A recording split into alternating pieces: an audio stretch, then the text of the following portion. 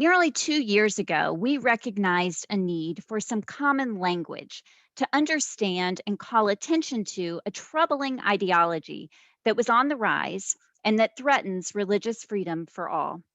Christian nationalism is not new, but the frequency of violent acts inspired by Christian nationalism and a resurgence in attempts to legislate and govern from a position infused with Christian nationalism has been on a dramatic uptick in recent years.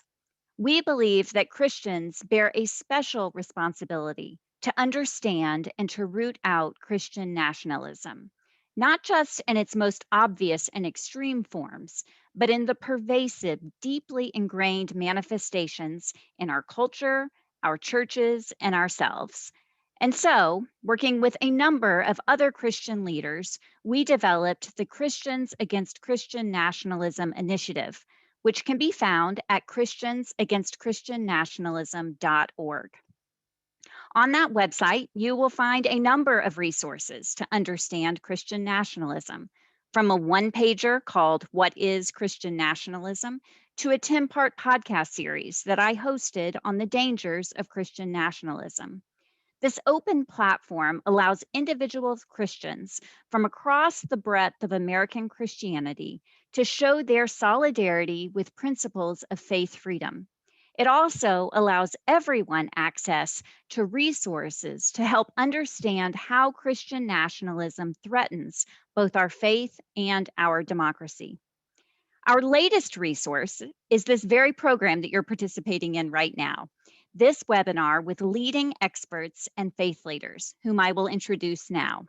You will also see their Twitter handles for your live tweeting.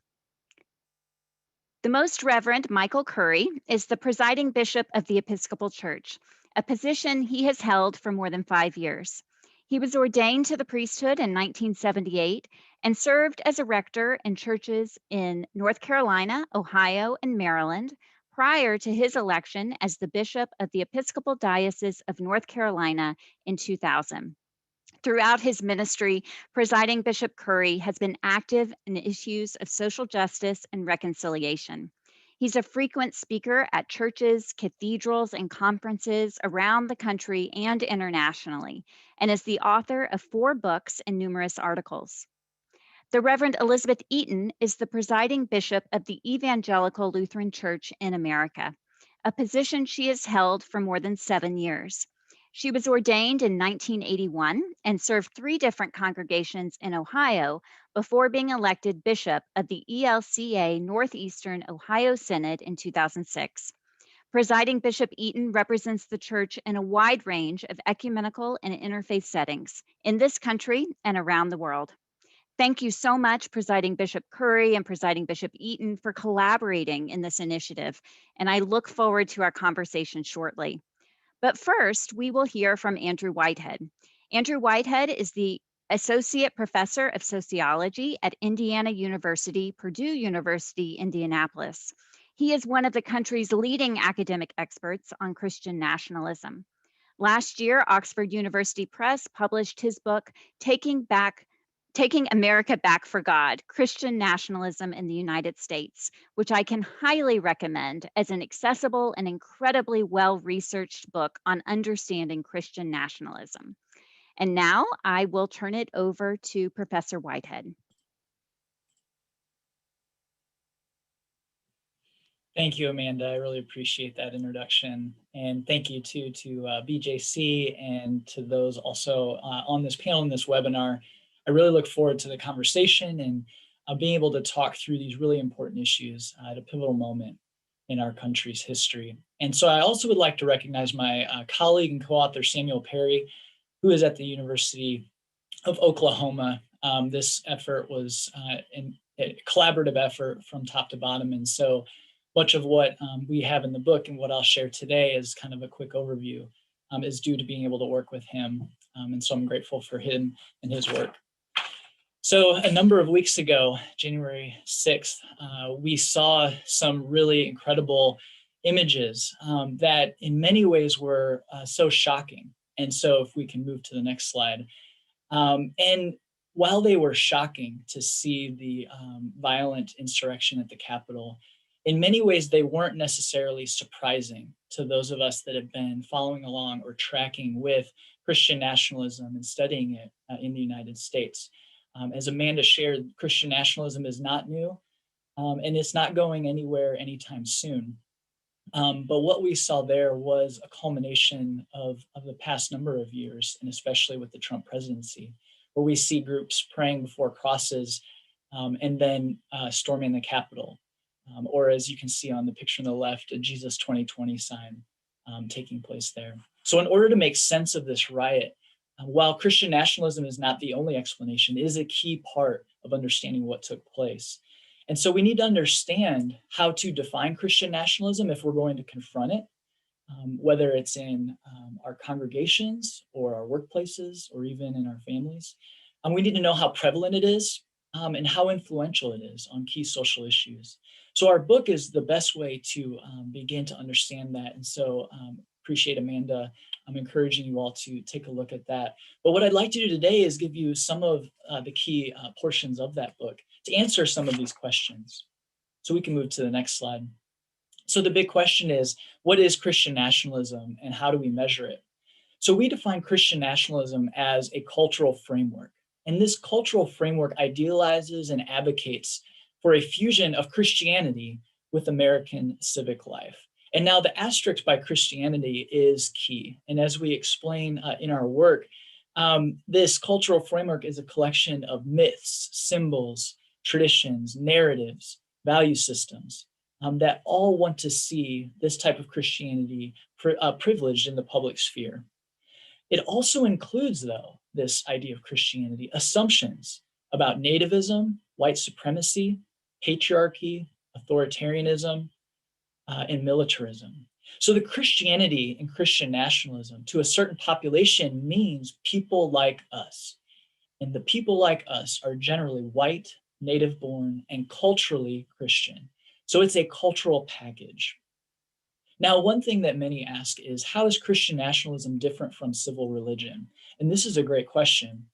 So to just touch on it quickly, civil religion pulls also from religious influences, but from more of a prophetic Old Testament tradition, where they talk about perhaps providence or a creator God that demands justice and humility and public service. And so when we talk about civil religion, we're talking about a civic republicanism that emphasizes strong civic virtue. And this was something that, yes, at the founding of the United States and through our history, many leaders have encouraged.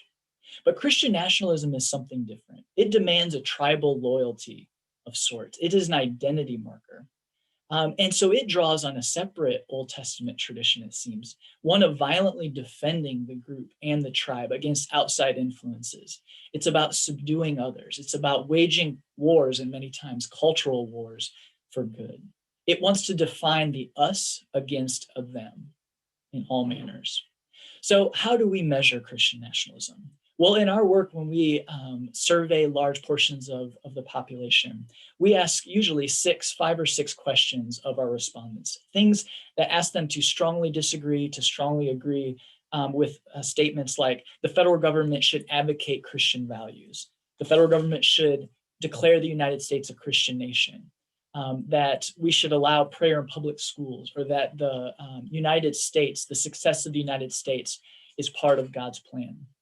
And so depending on how Americans answer those questions, how strongly they agree or disagree with those questions, we're able to assign point values and combine them into a scale. And this scale gives us an idea and understanding how strongly they embrace Christian nationalism or not. And so if we move to the next slide, what you can see is that Americans are distributed all across this scale. From at the lowest end with the white bars, these are Americans who strongly disagree or at least disagree with any of those questions, to those at the highest end, the red bars, who are agreeing, or in most cases, strongly agreeing with all of those questions about whether Christianity should be privileged in the public sphere. And you can see below, or on the next slide, that we assign labels to each of these groups, or I hope you can see. To the left are rejectors. And so they're about 22% of the population, the white bar. So these are Americans who completely repudiate any notion of a close relationship between Christianity and American civil society. Resistors are the blue bar, and they're about 27% of the population. They're uncomfortable with the idea of a Christian nation, but they're more undecided than our rejectors. So they are not wholly opposed, we would say, but they definitely lean toward opposition. And in the gray bar, about 32% of the population, this is the largest of the 4 different orientations towards Christian nationalism, we have accommodators. Now, accommodators are in some sense a mirror image of resistors. So they lean towards accepting the Christian nation narrative, this cultural framework. They're friendly towards it. So their support is undeniable, but it isn't comprehensive. And finally, we have what we call ambassadors, the red bar there on the right. And they are just under 20% of the population, a fifth of Americans in the US. And they are wholly supportive of Christian nationalism as a framework. So believing that the US either was or still is, or at least at the very least should be, a distinctly Christian nation in order to flourish. And again, the Christian brings with it a host of different cultural assumptions. Now, one common question that we have or are asked is Christian nationalism confined to one particular social or demographic group or even religious tradition? So over the next 4 slides, what I'd like to do is answer this question to show that Christian nationalism, as we can see on this slide, is not only prevalent across the United States with over 50% of Americans being at least friendly towards it, but it's found in all different sectors of society. So in this slide, we see education levels by these different orientations towards Christian nationalism. So you can see that in all of these, we can find the different orientations towards Christian nationalism. So while ambassadors might have more or a higher level in among high school graduates or even some college, they still are a part of, if people go to college and graduate from college or even postgraduate, you'll still find ambassadors in those crowds. You'll see that accommodators for 4 out of the 5 education levels are actually the largest group, mirroring what we find across the population as a whole. So we can't say that this is just among non-college educated Americans. Now, if we go to the next slide, we can see that in different racial and ethnic groups, the different orientations towards Christian nationalism are present. So among whites and African Americans, about 20%, mirroring the population as a whole, are ambassadors. We find that for whites and African Americans, accommodators are again the largest group there. Among Hispanic Americans, we see again, large numbers are accommodators, ambassadors. And so it isn't just found within one racial or ethnic group. And if we go to the next slide and look at region of the country, I'm assuming that those of you who are listening and watching today might assume, oh, this is just in the South or maybe just in the Midwest. But even in the Northeast and in the West, we see these different orientations towards Christian nationalism. But especially in the Midwest and South, you can see that large numbers of people living there are at least accommodators or ambassadors towards Christian nationalism. And so it's prevalent all across the US. And now finally, we can look at this next slide at different religious traditions. And this, I think, is really important for those joining us today, and especially with this group, Christians Against Christian Nationalism, something to think through. If we look at the first 4 religious traditions here, evangelical Protestant, mainline Protestant, Black Protestant, and Catholic, we can see that all of these orientations towards Christian nationalism are represented. Now, in evangelical Protestantism, we see that almost 80% of evangelical Protestants are at least accommodators or ambassadors of Christian nationalism, so very prevalent. But even in mainline Protestantism, we see that over 30% are accommodators and just under 20% are ambassadors. So half of mainline Protestants in the US are again friendly towards Christian nationalism. And this is equally well represented in Black Protestant traditions or within the Catholic Church here in the United States. And so as we think of Christian nationalism and how to face it, we have to be attuned to the fact that within Christian religious traditions, Christian nationalism is prevalent and is a part of the people that worship with us or not. Now, does Christian nationalism matter? What influence does it have? So we don't have time to go into a lot of these different hot button cultural issues. And so I will just focus on one today, which is thinking about racial justice, something that the white American church and the American church at large is thinking through, but also our entire society.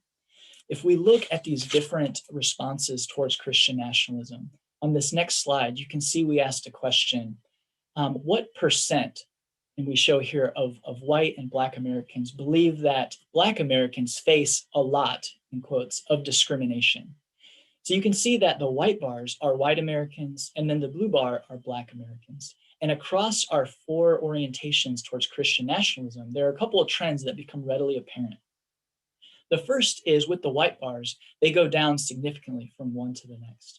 So only 10, 11% of ambassadors think that Blacks face a lot of discrimination among white Americans who are ambassadors believe this. But when we look at rejectors, many more agree that there's a lot of discrimination.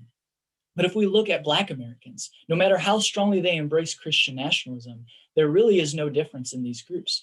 So they believe, in spite of, and for these Black Americans who are ambassadors, believing that the US is a Christian nation, they still believe that Blacks face a lot of discrimination. So this should tell us something. Christian nationalism for white Americans, in many ways, blinds them or is part of helping them blind themselves to believing that there is inequality in the US and that Black Americans face discrimination. So if we think back to the numbers of people within religious traditions that embrace Christian nationalism to some extent, you can see how focusing on racial justice would be difficult with that cultural framework in place. And then the next slide, we ask if they believe police reports of brutality towards Black Americans are exaggerated by the media. Here again, for white Americans, the more strongly they embrace Christian nationalism, the more likely they are to agree that these reports of police brutality are exaggerated. But for Black Americans, again, no difference. And so Christian nationalism not only influences how white Americans think of racial inequality in America, but it operates differently among racial groups. So really quickly, in conclusion, we can see that Christian nationalism is pervasive across all segments of US society within different religious traditions as well. And it's influential in shaping Americans' behaviors and attitudes. So we talked about racial justice, but we have work looking at COVID-19 behaviors about what people do and also government restrictions. When we talk about immigration or especially religious freedom, something the BJC cares about, we see Christian nationalism as key. So it is absolutely a threat to a pluralistic democratic society and something that needs to be wrestled with in order to move forward and not repeat the events of January 6th. So thank you and look forward to the continued conversation.